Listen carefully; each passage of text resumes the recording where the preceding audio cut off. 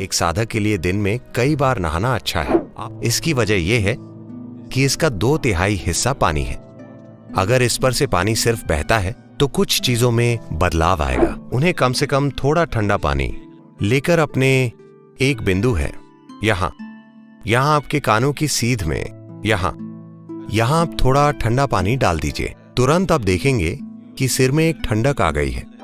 आप शरीर को ठंडे पानी में डालिए, कोशिकाएं सिकुड़ जाएंगी, उनके बीच की जगह खुल जाएगी और योग के अभ्यास के लिए यह महत्वपूर्ण है। यही वजह है कि एक व्यक्ति दूसरे की तुलना में कहीं अधिक जीवंत लगता है।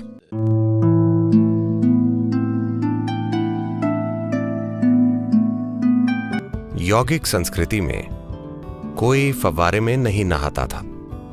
नहाने का हमेशा मतलब था नदी में डुबकी। वे हमेशा नदी पर जाते, डुबकी लगाते और फिर योग करते।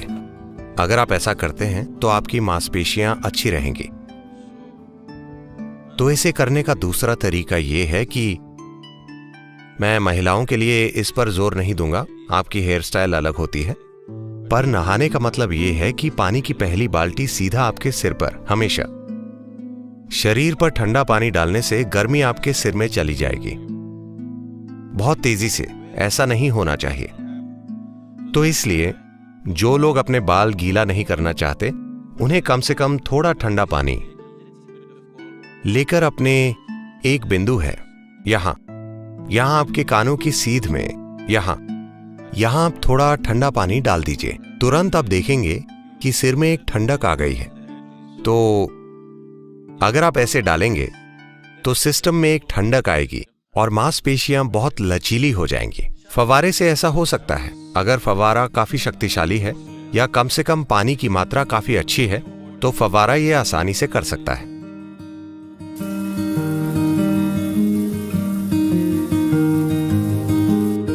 हमेशा ये सबसे अच्छा होता है कि हम उस पानी से नहाएं जो कमरे के तापमान से थोड़ा ठंडा हो। बस आप पर उड़ेलने के लिए कुछ पानी,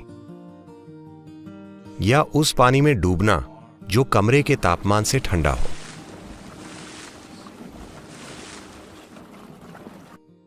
क्योंकि अगर ऐसा होता है तो सतह पर यह होगा कि कोशिकाएं, एपिथेलियल कोशिकाएं सिकुड़ जाएंगी। जब वे सिकुड़ेंगी तो वे सारे रोम छिद्र खोल देंगी। कोशिकाओं के बीच के छेद खुल जाएंगे। खुद कोशिकाओं के रोम छिद्र होते हैं, हम उन्हें नहीं खोलना चाहते। वे तब खुलेंगे जब आप उन्हें गर्म पानी में डालेंगे। अगर आप खुद को गर्म पानी के टब में डुबाते हैं तो कोशिकाएं खुल जाएंगी और पानी भीतर ले लेंगी। हमेशा ऐसा करना एक अच्छी चीज नहीं है। आप शरीर को ठंडे पानी में डालिए, कोशिकाएं सिकुड़ जाएंगी, उनके बीच की जगह खुल जाएगी और योग के अभ्यास के लिए यह महत्वपूर्ण है। क्योंकि हम शरीर के कोशिकीय ढांचे को एक अलग आयाम की ऊर्जा से चार्ज करना चाहते हैं। अगर कोशिकाएं सिकुड़ेंगी और खाली जगह बनाएंगी तब आप योग अभ्यास कीजिए। तब शरीर का कोशिकीय ढांचा चार्ज हो चुका होगा। यही वजह है कि एक व्यक्ति दूसरे की तुलना में कहीं अधिक जीवंत लगता है। और जब आपकी सेल्यूलर संरचना ऊर्जा के साथ चार्ज हो जाती है तो ये बहुत लंबे समय तक युवा रहेगी। इसलिए कुछ लोग सोचते हैं कि कोई बूढ़ा आदमी मर क्यों नहीं रहा है, पर उस बूढ़े को अपनी उम्र 25 साल महसूस होती है। ऐसा पानी लें जो कमरे के तापमान से ठंडा हो। भारत में, दक्षिण भारत में कम से कम ये कोई बड़ी समस्या नहीं है। पानी हमेशा उसी तापमान पर रहता है, ये आदर्श जगह है। पर अगर आप ठंडे देश में हैं, अगर आप समशीतोष्ण यानी टेम्परेट जलवायु में हैं, तो पानी बहुत ठंडा हो सकता है, वो ठीक नहीं होगा। पानी का तापमान कमरे के तापमान से 5 से 8 डिग्री सेंटीग्रेड कम होना चाहिए, उससे ज्यादा नहीं।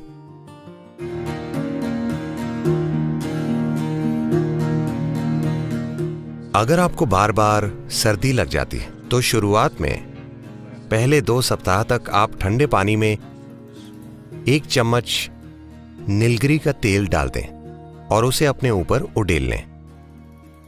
आप देखेंगे कि आपकी सर्दी चली जाएगी। अगर आपको कोई इन्फेक्शन है या कुछ और है और बहुत ज्यादा कफ पैदा हो गई है तो उसका अलग तरीके से इलाज करना जरूरी है। पर जैसा कि मैंने कहा, पानी को कमरे के तापमान से 5 से 8 डिग्री नीचे के बीच कहीं होना चाहिए। पानी बहुत ज्यादा ठंडा ना हो।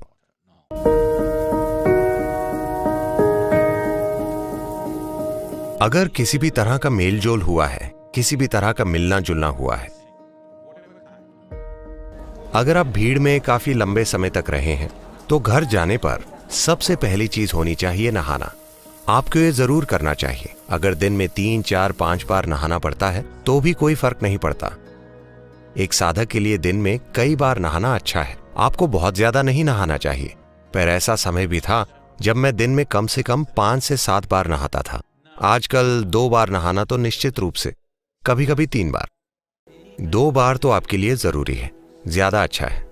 किसी के साथ कोई भी शारीरिक संपर्क होता है, मान लीजिए 6 मिनट के लिए, अगर आपने किसी का हाथ भी पकड़ा है, तो योग करने से पहले सबसे अच्छा होगा कि आप नहा लें। ये सफाई के लिए नहीं है, हम शरीर को साफ नहीं कर रहे, बात वो नहीं है। ये इसलिए नहीं है कि कोई अशुद्ध है और आप अपना शरीर साफ कर रहे हैं। योग आपकी ऊर्जाओं को आप में संगठित करने का एक तरीका है। तो अगर किसी तरह का मेलजोल बहुत ज्यादा हुआ है, अगर मैं आकर किसी कार्यक्रम में बैठता हूं, मैं किसी को शारीरिक रूप से छू तक नहीं रहा, अगर मैं किसी कार्यक्रम में 2-3 घंटे बैठता हूं, तो सबसे पहली चीज नहाना।